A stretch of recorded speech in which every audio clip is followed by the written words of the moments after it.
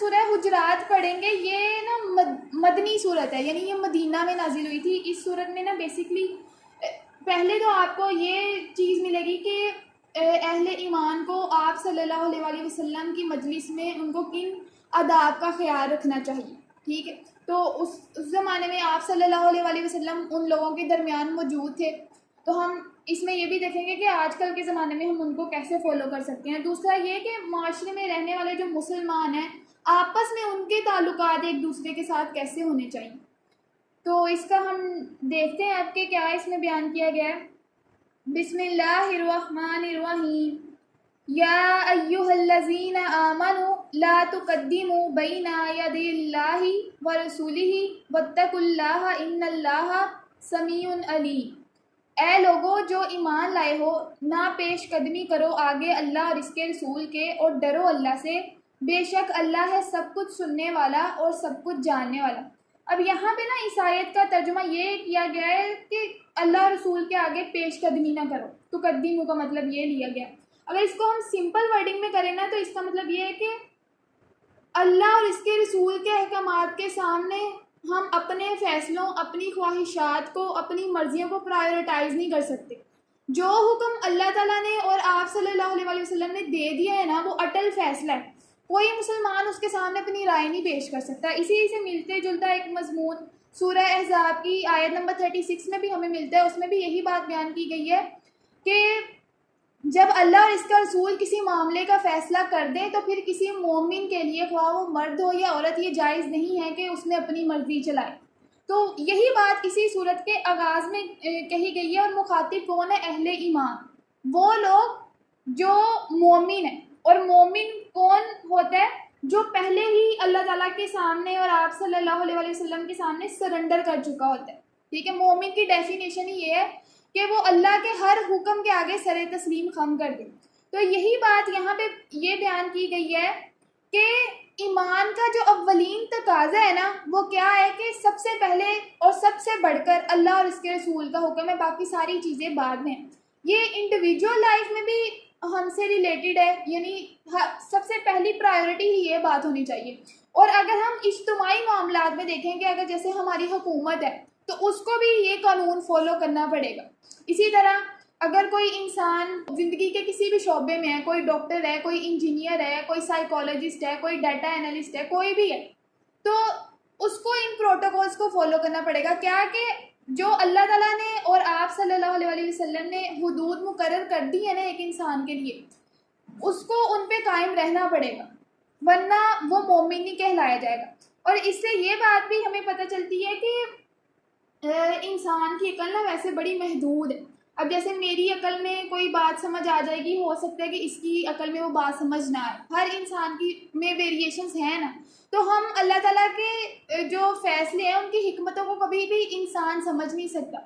تو اکثر ایسا ہوتا ہے کہ ہم کوئی حکم سنتے بھی ہیں تو ہم یہ کہہ دیتے ہیں کہ یہ تو لاجیکل ہی نہیں ہے، میں کیسے اس بات کو مان لوں۔ تو مومن کی ڈیفینیشن یہی ہے کہ وہ پہلے سرنڈر کرتا ہے بغیر سوچے سمجھے، کہ جہاں پہ اس کو پتہ چل گیا نا کہ اللہ کا یہ حکم ہے اس بات کے بارے میں، میری زندگی کے اس معاملے میں اللہ تعالیٰ نے یہ فرمایا کہ تم نے اس طرح سے بیہیو کرنا ہے۔ اگر مومن کو یہ پتہ چل گیا ہے کہ اللہ تعالیٰ نے یہ حکم دیا، وہ فوراً سے پہلے سرنڈر کرتا ہے، وہ فوراً سے پہلے اللہ تعالیٰ کی بات مانتا ہے، اس کے بعد وہ پھر سوچتا ہے اپنے شرع صدر کے لیے، اللہ تعالیٰ کی حکمتوں کو سمجھنے کے لیے پھر وہ غور کر سکتا ہے۔ لیکن جو انسان اسلام کے ہر حکم میں ہی لاجک ڈھونڈنا شروع کر دے گا نا، پھر چانسز یہ ہیں کہ وہ پھر گمراہی کی طرف چلا جائے گا، کیونکہ بہت سی ایسی باتیں جو ہماری سمجھ میں نہیں آ سکتی، تقدیر کے فیصلے ہماری سمجھ میں نہیں آ سکتے، اسی طرح روح سے ریلیٹڈ یا بہت سے ایسے معاملات ہیں جن کو ہم انسان نہیں سمجھ سکتے۔ تو ہم نے کوشش یہ کرنی ہے کہ ہم نے پورے دل و جان سے اللہ تعالیٰ کے ہر حکم کے آگے سر جھکانا، اور یہ مومن ہونے کا تقاضا ہے، یہ سب سے پہلی شرط ہے اگر آپ اپنے آپ کو مومن کہلوانا چاہتے ہیں۔ اور سورہ واقعہ میں ہم نے 3 گروہوں کو ڈسکس کیا تھا، مقربین، دائیں بازو والے اور بائیں بازو والے۔ تو اس صورت میں نا بیسیکلی وہ احکامات بتائے گئے ہیں جن کو فالو کر کے ہم لوگ مقربین میں بھی شامل ہو سکتے ہیں اور اصحاب الیمین میں بھی شامل ہو سکتے ہیں انشاءاللہ۔ یا ایھا الذین آمنوا لا ترفعوا اصواتکم فوق صوت النبی ولا تجهروا له بالقول كجهر بعضكم لبعض ان تحبط اعمالكم وانتم لا تشعرون۔ اے لوگو جو ایمان لائے ہو، نہ بلند کرو اپنی آوازیں اوپر نبی کی آواز کے، اور نہ اونچی کرو اپنی آواز اس کے سامنے بات کرتے وقت جیسے اونچی آواز میں بولتے ہو تم ایک دوسرے سے، کہیں ایسا نہ ہو کہ غارت ہو جائیں تمہارے اعمال اور تمہیں خبر بھی نہ ہو۔ اب یہاں پہ اس آیت میں دوبارہ کن لوگوں کو مخاطب کیا ہے؟ مومن۔ اس زمانے میں مومن کون تھے؟ صحابہ کرام، وہ لوگ جنہوں نے ہجرت کی صعوبتیں برداشت کی تھی، جن پر طرح طرح کے ظلم کیے گئے تھے۔ ان کو یہ کہا جا رہا ہے کہ نیکیاں تم لوگوں کی ساری ایک طرف ہیں، لیکن اگر آپ صلی اللہ علیہ وآلہ وسلم کی مجلس میں بیٹھ کر آپ نے کوئی غیر اخلاقی حرکت کی یا ان کے سامنے اونچی آواز سے بھی بولے تو زندگی بھر آپ نے جو نیکیاں کمائی ہیں نا، وہ مکہ کا 13 سال کا دور، اس میں جو بھی نیکی آپ نے کمائی ہوگی وہ ساری ضائع ہو جائے گی۔ اس سے کیا پتہ چلتا ہے کہ کسی عام انسان کے سامنے اگر کوئی بدتمیزی کر دے نا تو اس سے اس کا اتنا نقصان ہی ہونے والا ہے، لیکن آپ صلی اللہ علیہ وآلہ وسلم کی مجلس میں بیٹھ کر اگر کوئی شخص بدتمیزی کرتا ہے، غیر اخلاقی حرکت کرتا ہے، تو وہ انسان جو ہے وہ اللہ تعالیٰ کے ہاں سزا کا مستحق ہوگا، اور اس کے تمام تر اعمال اللہ تعالیٰ کہہ رہے ہیں کہ وہ ضائع ہو جائیں گے۔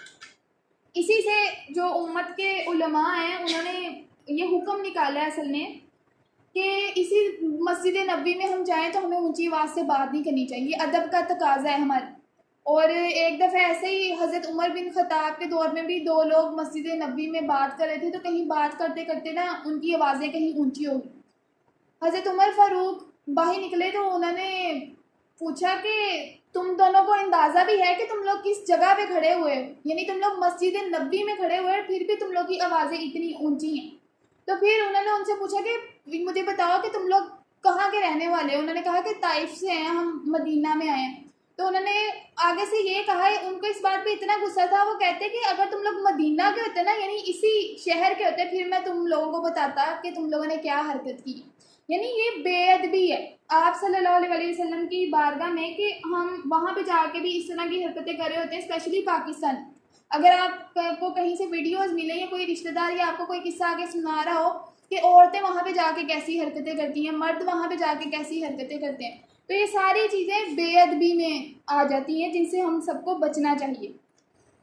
ان الذين يغضون اصواتهم عند رسول الله اولئك الذين امتحن الله قلوبهم للتقوى لهم مغفرة واجر عظیم۔ بلا شبہ وہ لوگ جو پست رکھتے ہیں اپنی آواز رسول اللہ صلی اللہ علیہ وآلہ وسلم کے حضور، یہی لوگ ہیں جن کے دلوں کو جانچ لیا ہے اللہ نے تقویٰ کے لیے، ان کے لیے ہے مغفرت اور اجر عظیم۔ اب اس کا ایک مطلب تو یہ بن سکتا ہے کہ جن لوگوں کے دلوں میں تقویٰ ہوگا نا، تقویٰ بیسیکلی اللہ تعالیٰ کا ڈر، ٹھیک ہے، تو وہ آٹومیٹکلی آپ صلی اللہ علیہ وآلہ وسلم کے ساتھ تعظیم کا معاملہ ہی کریں گے، ان کی رسپیکٹ ہی کریں گے، ان کے ساتھ جو ہے وہ ادب سے ہی پیش آئیں گے۔ اور دوسرا اس کا مطلب یہ نکل سکتا ہے کہ جو لوگ تعظیم کریں گے رسول اللہ صلی اللہ علیہ وآلہ وسلم کی، ہر انسان سے بڑھ کر ان کی رسپیکٹ کریں گے، تو اللہ تعالیٰ ان کے لیے تقویٰ اختیار کرنے کے راستے کھول دیں گے، ان کے لیے تقویٰ پہ قائم رہنا آسان ہو جائے گا۔ تو یہی آیت کا ایک جو ہے وہ ایکوریٹ میننگ یہی بن رہا ہے اگر ہم اس کے کانٹیکسٹ کو دیکھیں کہ یہ وہ لوگ ہیں کہ جن کے دلوں کو اللہ تعالیٰ نے جانچ لیا ہے تقویٰ کے لیے، اور تقویٰ اگر کسی انسان کو مل جائے نا اس دنیا میں رہتے ہوئے، یہ بہت بڑی نعمت ہے۔ اسلام کی جو فرسٹ سٹیج ہے نا وہ مسلمان ہونا ہے کہ آپ زبان سے کلمہ پڑھ لیں، پھر اس کے بعد صرف زبانی طور پہ نہیں، دل سے بھی ایمان لائے اور پھر اس کے عمل میں بھی یہ چیز شامل ہو۔ اس کے بعد ہوتا ہے متقی کا لیول، ٹھیک ہے، اسلام میں بھی درجے ہیں نا، متقی کا لیول کہ وہ انسان جو اللہ تعالیٰ سے اس قدر خشیت کرتا ہے کہ وہ اپنی زندگی کے معاملات میں بہت زیادہ محتاط ہو کر چلتا ہے۔ اور چوتھا لیول جو سب سے ہائیسٹ لیول ہے وہ احسان کا لیول۔ اور اس سلسلے میں ایک حدیث بھی ہے کہ آپ صلی اللہ علیہ وسلم نے فرمایا کہ اللہ کی عبادت اس طرح کرو کہ جس طرح تم اپنے سامنے اللہ کو دیکھ رہے ہو، اور اگر یہ تصور نہیں کر سکتے تو پھر یہ تصور کرو کہ اللہ تمہیں دیکھ رہا ہے۔ یہ احسان کی ڈیفینیشن ہے کہ ہر چیز کو اس کے بیسٹ فیم میں جا کے پرفارم کرنا، یہ اسلام میں جو ہے نا وہ سب سے بہترین درجہ ہے۔ تو یہی یہاں پہ اللہ تعالیٰ کہہ رہے ہیں کہ جو لوگ آپ صلی اللہ علیہ وآلہ وسلم کی رسپیکٹ کریں گے تو اللہ تعالیٰ تقویٰ پہ قائم رہنا ان کے لیے آسان کر دیں گے، اور کیا ہوگا کہ ان کے گناہوں کو بھی معاف کیا جائے گا اور ان کو اجر عظیم سے بھی نوازا جائے گا۔ ان الذین ینادونک من وراء الحجرات اکثرهم لا یعقلون، در حقیقت وہ لوگ جو پکارتے ہیں تمہیں حجروں کے باہر سے، ان میں سے اکثر بے عقل ہیں۔ وَلَوْ أَنَّهُمْ صَبَرُوا حَتَّى تَخْرُجَ إِلَيْهِمْ لَكَانَ خَيْرًا لَهُمْ وَاللَّهُ غَفُورٌ رَحِيمٌ، اور اگر وہ صبر کرتے یہاں تک کہ تم نکل کر آ جاتے ان کے پاس تو ہوتا یہ کہیں بہتر ان کے لیے، اور اللہ ہے بہت درگزر فرمانے والا اور ہر حالت میں رحم فرمانے والا۔ اس کا بیک گراؤنڈ یہ اصل میں کہ مدینہ میں تو جو مسلمان رہتے تھے نا وہ تو اسلامی تہذیب کے اخلاق اور آداب سے واقف تھے، ان کو پتہ تھا کہ آپ صلی اللہ علیہ وسلم کس ٹائم آرام فرما رہے ہیں یا کس ٹائم کہاں پہ مصروف ہے، تو وہ ان کو جو ہے نا وہ انٹرپٹ نہیں کرتے تھے۔ لیکن جو آس پاس کی آبادیوں کے لوگ تھے نا، عرب کے بدو جو مطلب تعلیم یافتہ نہیں تھے، ان کو سینس نہیں تھی ان چیزوں کی کہ اخلاق بھی کسی چیز کا نام ہے، تو وہ جب آپ صلی اللہ علیہ وسلم سے ایسے ایک دفعہ ملنے آئے تو حجرات اس صورت کا جو نام نکلا ہے نا وہ حجرے سے نکلا ہے۔ حجرہ کمرے کو کہتے ہیں، گھر کو کہتے ہیں، اب ازواج مطہرات کے حجرے ہوتے تھے مدینہ میں۔ تو وہ لوگ جب آئے نا تو انہوں نے انتظار کرنے کی بجائے کیا کیا کہ آپ صلی اللہ علیہ وسلم جب آرام فرما رہے تھے گھر میں تھے تو حجرے کے باہر سے یہ آواز دینے لگے کہ اے محمد ذرا باہر نکل کر آئیے ہمارے پاس۔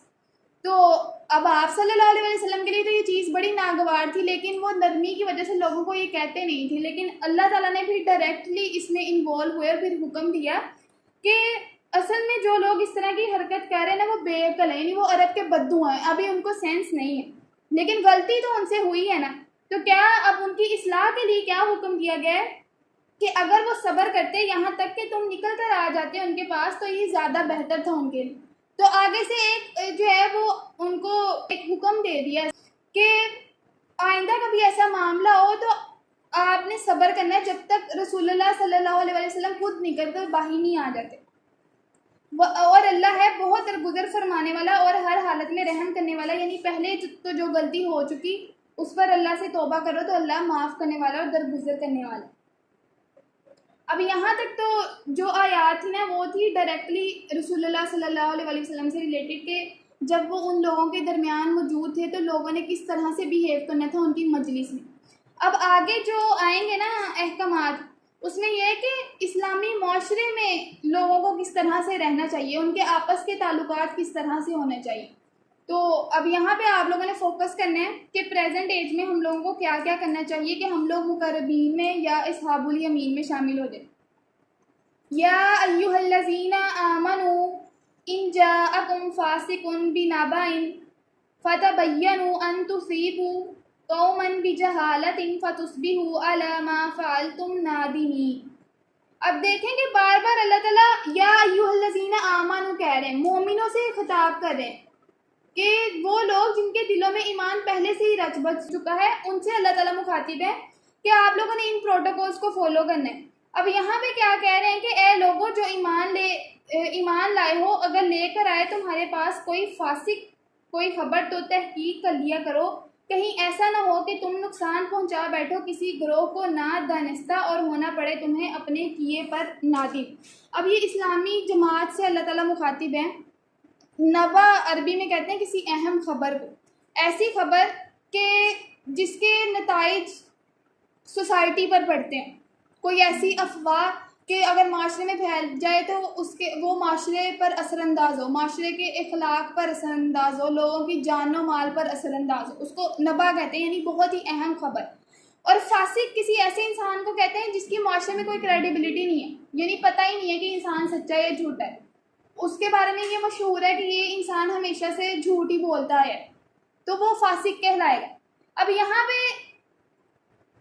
یہ جو حکم آیا ہے نا تب وہاں پہ صالحین کی جماعت تھی، مسلم معاشرہ تھا، اور کوئی فاسق جو انسان ہوگا بھی وہ تو ایک آدھا ہی ہوگا نا، تو وہاں پہ اللہ تعالیٰ نے حکم دیا کہ کوئی ایسی خبر فاسق لے کر آئے کہ جو بہت اہم خبر ہو تو پہلے تحقیق کرو کہ واقعی یہ خبر سچی ہے یا نہیں، اور یہ سچ بھی کہہ رہا ہے یا نہیں، اس کے بعد جو ہے وہ پھر اس سلسلے میں کوئی قدم اٹھاؤ۔ اب ہم دیکھتے ہیں سوشل میڈیا پہ ہر طرح کی جھوٹی خبریں ہوتی ہیں، ہم لوگ کیسے یقین کر کے بیٹھ جاتے ہیں، تو یہ پورا پراپر ایجنڈا چل رہا ہے اور ہم لوگوں کو حق حقیقت کی خبر ہی نہیں ہوتی. موسٹلی 99% آف دا چانسز یہی ہوتے ہیں. پولیٹیکلی غزہ سے ریلیٹڈ یا پاکستان میں ہی ڈفرینٹ صوبوں کی جو خبریں ہیں یا پنجاب کی ہی خبریں آپ لے لیں تو ہر طرف آپ کو فاسقین ہی ملیں گے. ہماری حکومتوں میں آپ کو فاسقین ہی ملیں گے کہ وہ لوگ جھوٹی خبریں ہی پھیلا رہے ہوتے ہیں. تو مومنوں کو کیا حکم دیا گیا ہے کہ آپ نے ہر خبر کی تحقیق کرنی ہے کہ واقعی یہ خبر سچی ہے یا جھوٹی ہے. ٹھیک ہے. اسی طرح اگر کوئی اسلامی حکومت ہے تو اگر پاکستان کی حکومت کو کوئی خبر ملتی ہے کہ افغانستان میں آپ کے خلاف بوم بلاسٹنگ کے لیے کوئی ہو رہا ہے تو اب حکومت کو چاہیے نا پوری تحقیق کرے کیونکہ وہ بھی مسلمان ہے. تحقیق کرے گی. اگر تحقیق کیے بغیر ہی کوئی قدم اٹھا دے گی تو اپنے بھائیوں کو قتل کرنے کا بھی ان پر آئے گا. تو اس لیے چاہیے کہ حکومتی لیول پر بھی یعنی اجتماعی زندگی میں بھی اور انفرادی زندگی میں بھی آپ اس چیز کو اپنا لیں کہ خبر کی تحقیق کیا کریں. موسٹلی ان لوگوں کی جو پہلے سے ہی معاشرے میں مشہور ہیں کہ یہ جھوٹے لوگ, ٹھیک ہے, یہ دوسروں کی ایپ جوئی کرنے والے, ایسے لوگوں کی خبروں پہ تو پراپرلی آپ کو جو ہے نا وہ تحقیق کرنی چاہیے. وَاعْلَمُوا أَنَّ فِيكُمْ رَسُولَ اللَّهِ لَوْ يُؤْتِكُمْ فِي كَثِيرٍ مِّنَ الْأَمْرِ لَعَنِتُّمْ وَلَٰكِنَّ اللَّهَ حَبَّبَ إِلَيْكُمُ الْإِيمَانَ وَزَيَّنَهُ فِي قُلُوبِكُمْ وَكَرَّهَ إِلَيْكُمُ الْكُفْرَ وَالْفُسُوقَ وَالْعِصْيَانَ أُولَٰئِكَ هُمُ الرَّاشِدُونَ. اور خوب جان رکھو کہ بے شک تم میں موجود ہے اللہ کا رسول, اگر مان لیا کرے وہ تمہاری بات بہت سے معاملات میں تو تم مشکل میں مبتلا ہو جاؤ, لیکن اللہ نے محبت عطا کر دی ہے تم کو ایمان کی اور پسندیدہ بنا دیا ہے اسے تمہارے دلوں کے لیے اور نفرت دلا دی ہے تمہیں کفر اور فسق اور نافرمانی سے. ایسے ہی لوگ ہدایت یافتہ ہیں اللہ کے فضل سے اور اس کے احسان سے. اب یہاں پہ وہ جو صحابہ کرام تھے ان سے مخاطب ہو کے اللہ تعالیٰ کیا فرما رہے ہیں کہ ابھی آپ صلی اللہ علیہ وسلم آپ کے درمیان موجود ہے. تو پہلی آیت کہاں سے شروع ہوئی تھی کہ انہوں نے اپنی رائے کا اظہار کیا تھا, یعنی یہ کہا تھا کہ اگر اس معاملے میں ایسا کر لیا جائے تو یہ زیادہ بہتر ہوگا.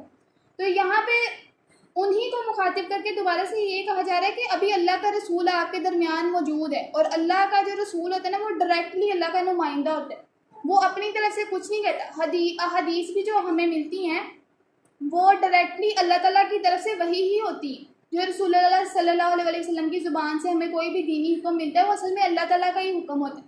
تو اللہ تعالیٰ یہ فرمانا چاہ رہے ہیں کہ ابھی اللہ کا نمائندہ آپ کے درمیان موجود ہے, اس لیے آپ کو یہ نہیں دیکھنا چاہیے کہ آپ کی رائے کیا ہے, بلکہ آپ کو کیا دیکھنا چاہیے اپنی زندگی کے ہر معاملے میں کہ اللہ اور اس کے رسول کا کیا فیصلہ ہے, اگر آپ یہ کہتے ہیں کہ آپ مومن ہیں. اور آگے کیا فرمایا کہ اگر بہت سی باتوں میں یا بہت سے معاملات میں تم لوگوں کی باتیں مان لی جائیں تو خود تم لوگ ہی مشکلات میں مبتلا ہو جائیں گے. وہی میں نے آپ لوگوں کو بتایا کہ ہم انسان بہت جلد باز ہیں, ہم اللہ تعالیٰ کے فیصلوں کی حکمتوں کو نہیں سمجھ سکتے کیونکہ ہماری عقلیں بہت زیادہ محدود ہیں. تو اللہ تعالیٰ نے یہی کہا کہ اگر انسان کی مرضی کے مطابق فیصلے ہونا شروع ہو جائیں گے نا تو پھر انسان خود ہی مشکل میں پڑنا شروع ہو جائیں گے. تو آگے کیا فرمایا ہے کہ اللہ نے تمہارے دلوں میں ایمان کی محبت پیدا کی ہے اور اسے پسندیدہ بنایا تمہارے دلوں کے لیے, اور نفرت ڈال دی ہے تمہارے دلوں میں کفر, فسق اور نافرمانی سے. اور آگے کیا فرمایا ہے کہ ایسے ہی لوگ ہدایت یافتہ ہیں اللہ کے فضل اور اس کے احسان سے. یعنی اب اللہ تعالیٰ اپنی نعمت کی قدر گردان رہے ہیں اہل ایمان کو کہ یہ اللہ کا بہت بڑا فضل سمجھو اپنے اوپر کہ آپ لوگ مومن ہو. اس میں آپ کا کوئی احسان نہیں ہے, یا آپ نے اسلام قبول کر کے اسلام پر یا اللہ تعالیٰ پر کوئی احسان نہیں کیا, بلکہ یہ اللہ کا احسان ہے کہ اللہ تعالیٰ نے آپ کو ہدایت کے لیے چنا ہے. ٹھیک ہے. تو یہ اصل میں اللہ تعالیٰ نعمت کی قدر کرانا چاہ رہے ہیں انسان کو کہ اصل جو نعمت ہے نا انسان کی زندگی میں وہ ہدایت ہی ہے. اگر ہدایت نہیں ہوگی نا تو انسان کی زندگی بھی اس کے لیے زحمت ہی بن جائے گی. اگر ہدایت نہیں ہوگی تو انسان کے ماں باپ اس کے لیے زحمت بن جائے گی. اگر ہدایت نہیں ہوگی تو اس کی اولاد اس کے لیے زحمت بن جائے گی. تو جتنی بھی نعمتیں ہمیں اس دنیا میں مل رہی ہیں نا وہ ساری ہدایت کے بعد ہے, اور ہدایت سب سے جو ہے وہ بہترین نعمت ہے. اگر کسی انسان کے پاس ہدایت نہیں ہوگی نا پھر چاہے اس کے پاس دنیا میں مال و دولت کے ڈھیر ہوں, چاہے وہ زندگی میں کتنے خوشحال کیوں نہ رہ رہا ہو, آخرت میں وہ تباہی کا شکار ہی ہو. تو اگر آپ کو اللہ تعالیٰ نے ہدایت دی ہے نا, یا آپ ہدایت کے راستے پہ چلنے کی کوشش کر رہے ہیں, اس پہ بھی اللہ تعالیٰ کا شکر ادا کریں, اور دعا کرتے رہا کریں کہ وہ آپ کو اس راستے پہ ثابت قدم رکھے۔ وَإِن طَائِفَتَانِ مِنَ الْمُؤْمِنِينَ اقْتَتَلُوا فَأَصْلِحُوا بَيْنَهُمَا فَإِن بَغَتْ إِحْدَاهُمَا عَلَى الْأُخْرَى فَقَاتِلُوا الَّتِي تَبْغِي حَتَّى تَفِيَّ إِلَى أَمْرِ اللَّهِ فَإِن فَاءَتْ فَأَصْلِحُوا بَيْنَهُمَا بِالْعَدْلِ وَأَقْسِطُوا إِنَّ اللَّهَ يُحِبُّ الْمُقْسِطِينَ۔ اور اگر دو گروہ اہل ایمان میں سے آپس میں لڑ پڑیں تو صلح کرا دو ان دونوں کے درمیان، پھر اگر زیادتی کرے ان میں سے ایک دوسرے گروہ پر تو جنگ کرو اس سے جس نے زیادتی کی ہے، یہاں تک کہ وہ پلٹ آئے اللہ کے حکم کی طرف۔ پھر اگر وہ پلٹ آئے تو صلح کرا دو ان دونوں گروہوں کے درمیان عدل کے مطابق اور انصاف کرو، بلا شبہ اللہ پسند کرتا ہے انصاف کرنے والوں۔ اب یہاں پہ کیا حکم دیا جا رہا ہے معاشرے کے افراد کو کہ اگر دو مسلمان گروہوں کے درمیان لڑائی ہو جائے، یا آپ کے سامنے ہی ادھر ہاسٹل میں ہی دو لڑکیوں کے درمیان ہی لڑائی ہو جائے، تو آپ کا کیا فرض بنتا ہے کہ آپ نے ان کی صلح کرانی۔ ٹھیک، آپ نے یہ نہیں کہنا کہ یار ان کا معاملہ ہے یہ دیکھ لیں گے۔ جو مسلمان امت ہے نا، مسلمان جماعت ہے، وہ ایک جسم کی طرح ہے۔ حدیث میں ہے کہ ایک جسم کی طرح ہے کہ جسم کے ایک حصے کو بھی تکلیف ہو نا، وہ پورا جسم ہی اس درد کو محسوس کرے گا۔ ٹھیک ہے، تو ہم یہ نہیں کہہ سکتے کہ وہ ان کا معاملہ ہو۔ جہاں کی بھی اس طرح دو گروہ مسلمانوں کے آپس میں لڑیں گے تو حکومتی لیول پہ ایک مسلمان یا اسلامی حکومت کا، اور اگر ہمارے ارد گرد اپنے سرکل میں ہم لوگ دیکھیں تو ہم لوگ کا یہ فرض بن جاتا ہے کہ ہم لوگ دو لوگوں کے درمیان صلح کرانے کی کوشش کریں۔ اور پھر اسی طرح حدیث بھی ہے کہ ہر مسلمان کی جان، مال اور عزت دوسرے مسلمان پر حرام۔ لیکن دیکھیں کہ چلو جان کا ہم نقصان نہیں کرتے، مال کا بھی ہم کہیں نہ کہیں نہیں کرتے، لیکن ہم لوگوں کی عزتیں بہت زیادہ اچھال کہ جو چیز اب میرے پر اس کی عزت حرام ہے، لیکن اگر میں بار بار تذلیل کری جاؤں تو میں ایک حرام چیز کی مرتکب ہو رہی ہوں جس کے بارے میں اللہ تعالیٰ پوچھیں گے۔ ہم اپنے ارد گرد ہر انسان کو حقیر سمجھ رہے ہوتے ہیں، اور انسان اسی کی تذلیل کرتا ہے جس کو وہ حقیر سمجھتا ہے۔ تو اس چیز کو پلے سے باندھ لیں کہ یہ تین چیزیں تو آپ پر حرام ہے اپنے مسلمان بھائی یا بہن کے سلسلے میں، اور آپ نے کبھی زندگی میں ایسا رویہ نہیں اپنانا کہ کسی دوسرے انسان کی تذلیل ہو۔ اور یہ حکم کیوں دیا جا رہا ہے کہ اصل میں نا اللہ تعالیٰ کے ہاں مسلم جماعت کی بہت زیادہ اہمیت ہے، اور جب تک ایک جماعت نہیں نہ بنے گی تب تک اقامت دین کا کام بھی نہیں ہو سکے گا۔ اقامت دین کا مطلب کیا ہے کہ دنیا میں اللہ تعالیٰ کے نظام کو قائم کرنا۔ اگر ہر انسان اکیلا اکیلا لڑتا رہے گا یا اکیلا اکیلا دعوت دیتا رہے گا تب کوئی بھی آؤٹ پٹ اچیو نہیں ہو سکے گا۔ کوئی گروہ کسی جگہ پر ہوگا، کوئی گروہ کسی جگہ پر ہوگا۔ ابھی بھی مسلمانوں کو ضرورت ہے کہ وہ اکٹھے ہوں۔ ہم دیکھتے ہیں کہ یورپ سارا کیسے اکٹھا ہے، ملک ان کے علیحدہ علیحدہ ہیں، لیکن جہاں پہ بات آتی ہے کرسچینٹی، ان کے مذہب کی یا ان کے ملکوں کے قوانین کی، وہ سارے اکٹھے ہو جاتے ہیں۔ لیکن اگر ہم اپنے ملکوں کو دیکھیں تو ہر مسلمان ملک اپنے فائدے کا ہی سوچ رہا ہے۔ وہ یہ نہیں دیکھ رہا ہوتا کہ افغانستان میں میرے بھائی ہیں، اسی طرح لبنان میں میرے بھائی ہیں، فلسطین میں میرے بھائی ہیں، انڈیا میں بھی میرے مسلمان بھائی موجود ہیں۔ اور مسلم معاشرے کا تو کنسیپٹ یہ ہے کہ چاہے انسان دنیا کے کسی دور دراز علاقے میں ہی کیوں نہ بیٹھا ہو، جیسے وہ کلمہ پڑھتا ہے نا تو وہ آپ کا اپنا بن جاتا ہے، پھر چاہے اس سے خون کا رشتہ کیوں نہ ہو، وہ آپ کا دینی بھائی یا دینی بہن ہوتی ہے وہ عورت۔ تو آپ نے اس سے ویسے ہی سلوک کرنا ہے جیسا آپ اپنے لیے پسند کرتے ہیں کہ آپ کے ساتھ وہ سلوک کیا جائے۔ تو یہ حکم اللہ تعالیٰ دے رہے ہیں کہ مسلم معاشرے میں رہتے ہوئے انسانوں کو پیار محبت سے رہنا چاہیے۔ اور کیا فرمایا کہ اگر دو مسلمان گروہوں کے درمیان ہی آپس میں لڑائی ہو جائے تو اس صورت میں کیا کرنا ہے کہ جو زیادتی کرنے والا ہوگا اس کے خلاف پھر طاقت کا استعمال آپ نے کرنا ہے، اس کو سمجھانا بھی ہے، اور اس کو جو ہے یہاں پہ جنگ کا لفظ استعمال کیا گیا ہے کہ فقاتلوا کا اصل مطلب یہ کہ آپ نے اس کے خلاف طاقت کا استعمال کر کے اس کو صحیح راستے کی طرف لانے کی کوشش کرنی ہے۔ اور اگر وہ اپنی زیادتی سے باز آگے یعنی اس نے صلح کرنے کا سوچ لیا تو پھر آپ اس پر کوئی ظلم نہیں کر سکتے، پھر وہ آپ کا دوبارہ سے دینی بھائی بن جائے گا، اور آپ نے دونوں فریقوں کے درمیان عدل کے مطابق صلح کرانی۔ صرف صلح نہیں کرانی، ہو سکتا ہے کہ ایک گروہ آپ سے ہی ڈر کر، اگر آپ کسی ہائی پوزیشن پر ہیں تو آپ سے ہی ڈر کر سامنے والے سے صلح کر لیں، تو عدل کے مطابق صلح کرنی ہے۔ اور آگے کیا فرما دیا ہے کہ عدل کرو یا انصاف کرو، بلا شبہ اللہ انصاف کرنے والوں کو پسند کرتے ہیں۔ تو یہ احکامات کان کھول کر سنیں، آگے آپ کی پوری زندگی میں کام آنے والے ہیں۔ اسپیشلی اب جو آئیں گے. انما المؤمنون اخوۃ فاصلحوا بین اخویکم واتقوا اللہ لعلکم ترحمون. دراصل مومن تو آپس میں بھائی بھائی ہیں، لہٰذا صلح کرا دیا کرو اپنے بھائیوں کے درمیان، اور ڈرو اللہ سے، امید ہے کہ تم پر رحم کیا جائے. یہ وہی بات کہ مسلمان جماعت جو ہے وہ ایک ہی کنسیڈر کی جائے گی. ٹھیک ہے، تو سب اگر کوئی بھی تکلیف میں ہوگا وہ تمام مسلمان بھائی ہی تکلیف میں ہونے چاہیے. اصول تو یہی ہے. لیکن اب تو انسان اتنا زیادہ بے حس ہو چکا ہے کہ سامنے انسان مر رہے ہوتے ہیں فلسطین میں ہی، ہم کتنا درد ان لوگوں کا محسوس کرتے ہیں. باقی کام تو چلو دور کی بات، ڈونیشن تو چلو دور کی بات، ہم یہ کہہ دیتے کہ ہم تنگ دست ہیں، ہم ڈونیٹ نہیں کر سکتے، ہم کون سا کماتے ہیں، یا ہم ان کے خلاف آواز نہیں اٹھاتے، اسرائیلیوں کے خلاف، زائنسٹ کے خلاف. ہم یہ کہتے ہیں کہ ہمارے اکاؤنٹس بین ہو جائیں گے. لیکن آپ کے لیول پہ جو چیزیں ہیں وہ تو ہم کر سکتے ہیں نا، ہم بائک آؤٹ تو کر سکتے ہیں، لیکن بے شرمی کی حد ہے ہم لوگوں کی کہ مجال ہے کہ ہم لوگوں نے بائک آؤٹ بھی کیا. ہم لوگوں کی خواہشات ہی ہم لوگوں پہ اتنی زیادہ حاوی ہو چکی ہیں کہ ایک 10 روپے کی چیز تک ہم اس کا بھی بائک آؤٹ نہیں کر پا رہے. تو یہ کتنی بڑی بے حسی ہے کہ وہاں پہ ہمارے بھائی بہن، ہمارے اپنے بچے مر رہے ہیں اور ہم یہاں پہ زندگی کی نعمتوں کو انجوائے کریں. تو پھر اللہ تعالیٰ کے ہاں پوچھ ہوگی کہ نہیں ہوگی. تو ان چیزوں کا خیال رکھیں.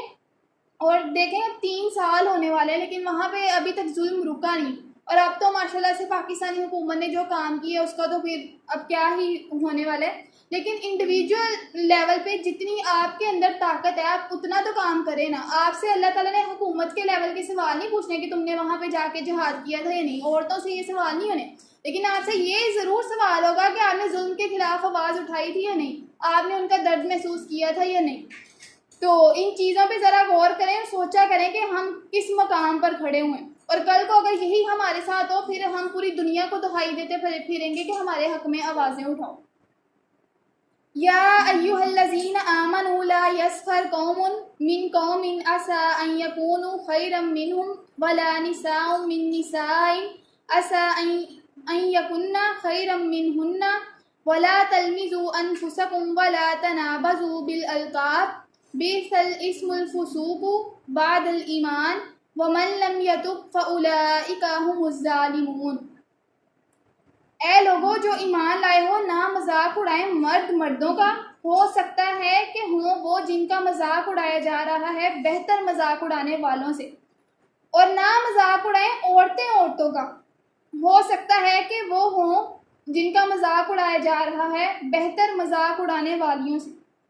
پہلا حکم اب کیا دیا جا رہا ہے یہی کہ معاشرے میں، مسلم معاشرے میں تمام جو لوگ ہیں نا ان کو پیار محبت سے رہنا چاہیے. اگر جماعت مضبوط ہوگی تو اللہ تعالیٰ کے دین کے سلسلے میں بھی ان کی پروگرس جو ہے وہ اچھی رہے گی. اگر جماعت میں ہی خلل پڑ جائے گا، جماعت کے لوگ ہی ایک دوسرے سے متنفر ہو جائیں گے، تو پھر وہ دنیا کو کیا ہدایت دے سکیں گے. تو یہ مخاطب کیا گیا ہے اہل ایمان کو. بار بار ان احکامات کو دیتے ہوئے اللہ تعالیٰ اہل ایمان کا لفظ استعمال کر رہے ہیں کہ پہلا حکم اب اس سلسلے میں کیا دیا ہے کہ نہ تو کوئی مرد کسی مرد کا مذاق اڑائے اور نہ ہی کوئی عورت کسی عورت کا مذاق اڑائے. لیکن ہم اڑاتے ہیں، ہم ہر چیز کا مذاق اڑاتے ہیں. ہم کسی کی خوبصورتی بھی، اب وہ خوبصورتی اس انسان کے اپنے ہاتھ میں نہیں تھی، اس کی شکل و صورت اللہ تعالیٰ نے بنائی. کسی کا قد کاٹ، کسی کی آواز، وہ کوئی چیز انسان کے اختیار میں نہیں ہے. اور ہم جس انسان کا مذاق اڑا رہے ہوتے ہیں نا، ہم اصل میں اللہ تعالیٰ کی تخلیق کا مذاق اڑا رہے ہوتے ہیں. تو یہ دیکھیں کہ ایک انسان خود کو مومن بھی کہہ رہا ہے لیکن وہ اس طرح کے گھٹیا کام بھی کر رہا ہے. پھر اسی طرح عورتوں میں اسپیشلی یہ چیز ہے کہ ہم لوگ کمپٹیشن میں اتنا زیادہ آگے بڑھ جاتے ہیں کہ ہم دوسروں کو ہی حقیر سمجھنا شروع کر دیتے ہیں. اگر کسی عورت نے کوئی اچھا لباس پہنا ہوا ہے تو وہ سامنے والی کا مذاق اڑائے گی کہ تمہاری تو ڈریسنگ سینس ہی نہیں ہے کوئی. کسی انسان کو بولنے کا سلیقہ نہیں ہے تو اس کا مذاق اڑایا جا رہا ہے. یعنی ہم دیکھتے ہیں کہ ہر طرف لوگوں کو لک ڈاؤن کیا جا رہا ہے. اللہ تعالیٰ اسی چیز سے منع کریں کہ آپ نے مذاق نہیں اڑانا. ہو سکتا ہے کہ جو انسان آپ کے سامنے غریب نظر آ رہا ہے، جس کی ڈریسنگ سینس آپ کو اچھی نہیں لگ رہی، جس کی آواز خوبصورت نہیں لگ رہی، جو آپ کی نظر میں بدصورت لڑکی لگ رہی ہے، ہو سکتا ہے کہ وہ تقویٰ میں آپ سے کہیں اوپر. یہی اللہ تعالیٰ کہہ رہے ہیں کہ ہو سکتا ہے کہ وہ جن کا مذاق اڑایا جا رہا ہے وہ بہتر ہوں ان لوگوں سے جو مذاق اڑانے والی ہیں. تو اس چیز کا ہمیشہ خیال رکھا کریں کہ دوسروں کی دل آزاری کرنے سے بچا کریں اور کسی پہ یوں ہی نہ کمنٹ پاس کر دیا کریں. ہمیں نہیں پتا ہوتا کہ کون سا انسان اپنی زندگی میں کون سی جنگ لڑ رہا ہوتا ہے. ہر انسان کو 100 پریشانیاں ہوتی ہیں, کسی کے گھر کے حالات ڈفرینٹ ہوتے ہیں, لوگ اپنی زندگی بڑی مشکل سے گزار رہے ہوتے ہیں, لیکن ہم کیا کرتے ہیں, اسپیشلی ہاسٹل میں ہی آپ کو یہ چیز کمروں میں ملے گی کہ روم میٹس ہی دوسری روم میٹ کو لک ڈاؤن کر رہی ہوتی ہے. اچھے کپڑے پہننا منع نہیں ہے, لیکن دوسروں کو حقیر سمجھنا, ان کی چوائسیز پہ کمنٹ کرنا کہ یار تم تو پینڈو ہو, تمہیں تو ڈریسنگ سینس ہی نہیں ہے, بولنے کا طریقہ تمہیں نہیں آتا, یہ چیز اسلام میں منع ہے کہ لوگوں کی دل آزاری آپ نے نہیں کرنی. اس سے یہ بھی حکم نکلتا ہے کہ اس آیت میں اللہ تعالیٰ نے فرمایا کہ مرد مردوں کا مذاق نہ اڑائیں اور عورت عورتوں کا مذاق نہ اڑائیں. تو اس میں اب یہ بھی تو غور کرنے کی بات ہے, اللہ تعالیٰ نے یہ تو نہیں کہا کہ عورتیں مردوں کا مذاق نہ اڑائیں یا مرد عورتوں کا مذاق نہ اڑائیں. تو اس سے اسلامی معاشرے کی سینس سمجھ میں آتی ہے کہ اللہ تعالیٰ کے نزدیک مردوں اور عورتوں کا اس طرح سے فرینک ہونا ہی غلط ہے. مذاق انسان کس کا اڑاتا ہے؟ جس کے ساتھ انسان فرینک ہوتا ہے. ظاہری بات میں اپنی دوست کے ساتھ فرینک ہوں گی تو میں اس کا مذاق اڑاؤں گی نہیں, مذاق کروں گی نا اس سے, لیکن اس کی دل آزاری بھی تو ہو سکتی ہے نا. تو اللہ تعالیٰ کے نزدیک یا اسلامی معاشرے میں یہ چیز قابل قبول ہی نہیں ہے کہ لڑکے اور لڑکیاں اس طرح سے آپس میں گروپس میں بیٹھے ہیں اور وہ ہنسی مذاق کر رہے ہیں. معاشرے میں ہم جو برائیاں دیکھ رہے ہیں, ہمیں پتہ چلتا ہے کہ ہم نے اللہ تعالیٰ کی حدود کو پامال کیا ہے, تو کس طرح سے انسان تباہی کا شکار ہوئے. اور نہ عیب لگاؤ ایک دوسرے پر. تلمیزو کا لفظ استعمال ہوا ہے, اس میں عیب جوئی کرنا, لان تان کرنا, یہ سب چیزیں شامل ہو جاتی ہیں. کہ پہلی بات تو یہ کہ آپ نے کسی کا مذاق نہیں اڑانا, دوسرا ان کی عیب جوئی نہیں کرنی, یعنی ان کے عیب نہیں دیکھنے, ان کو یہ نہیں کہنا کہ یار تمہارے اندر تو یہ خامی ہے, تمہارے اندر تو یہ برائی پائی جاتی. سورہ ہمزہ میں بھی اب پہلی آیت میں اللہ تعالیٰ کیا کہہ رہے ہیں, وَيْلٌ لِكُلِّ ہُمَزَةٍ لُمَزَةٍ, کہ تباہی ہے ہر اس شخص کے لیے جو تانے دینے والا اور چگلیاں کرنے والا. ٹھیک ہے, تو یہ اب کیا حکم دیا جا رہا ہے کہ نہ تو آپ نے کسی انسان کا مذاق اڑانا ہے اور نہ ہی اس کی عیب جوئی کرنی ہے کہ اس سے وہ انسان جو ہے اس کی دل آزاری ہو. اور آگے کیا فرمایا, اور نہ یاد کرو ایک دوسرے کو برے القاب سے. اب یہ بھی ہم لوگوں میں بہت زیادہ کامن ہے کہ ہم نے ہر انسان کا ایک برا نام رکھا ہو. نک نیم, ایسے نک نیمز جو کہ پہلے سے ہی فیملی میں رکھے گئے تھے. اب جیسے آپ صلی اللہ علیہ وسلم بھی حضرت عائشہ کو عائش یا حمیرہ کہتے تھے, ٹھیک ہے, وہ منع نہیں ہے. کسی کا کوئی ایسا نام لینا کہ جس سے اس انسان کی دل آزاری ہو, وہ منع. اکثر دوست بھی ایک دوسرے کا نام بگاڑے ہوتے ہیں. اب کیا ہوتا ہے کہ جب 4-5 لوگ مجلس میں بیٹھے ہوئے ہیں نا, تو کوئی انسان کسی کو کسی برے لقب سے نوازتا ہے کہ یار تم تو بندر لگ رہے ہو, تم تو یہ لگ رہے ہو. 2-3 دفعہ تو چلو وہ دوست بھی برداشت کر لے گا, بے شک جتنا مرضی گہرا دوست ہو, لیکن آخر کار اس کے دل کو یہ بات اتنی لگ جائے گی کہ پھر وہ جو فرینڈ شپ میں فرینکنیس ہوتی ہے نا, وہ آہستہ آہستہ ختم ہوتی چلی جائے گی. تو اگر آپ اپنے رشتوں کو, اپنی دوستیوں کو بھی بچانا چاہتے ہیں نا, تو آپ کو پھر یہ سارے کام کرنے پڑیں گے کہ آپ نے دوستوں کا مذاق نہیں اڑانا. مذاق بھی انسان دوستوں کا ہی اڑاتا ہے, جس کے ساتھ انسان فرینک ہوگا یا جس کو اپنے سے کم تر سمجھے گا, انسان اس کا ہی مذاق اڑاتا ہے, اس کی ہی عیب جوئی کرتا ہے. کبھی ہم نے دیکھا کہ ہم نے اپنے بڑوں کا مذاق اڑایا, ہم ان سے ڈر رہے ہوتے ہیں. تو جو ہمارے لیول کے لوگ ہوتے ہیں, اصل میں ہم لوگ ان سے مذاق کر رہے ہوتے ہیں. تو یہاں پہ اسی چیز کی ممانت ہے کہ ہم نے خیال رکھنا ہے کہ نہ تو کسی کا مذاق اڑائیں, نہ کسی پر لان تان کریں, اور تیسری چیز کیا کہ کسی کو کسی برے نام سے نہیں پکارنا کہ جس سے اس کی دل آزاری.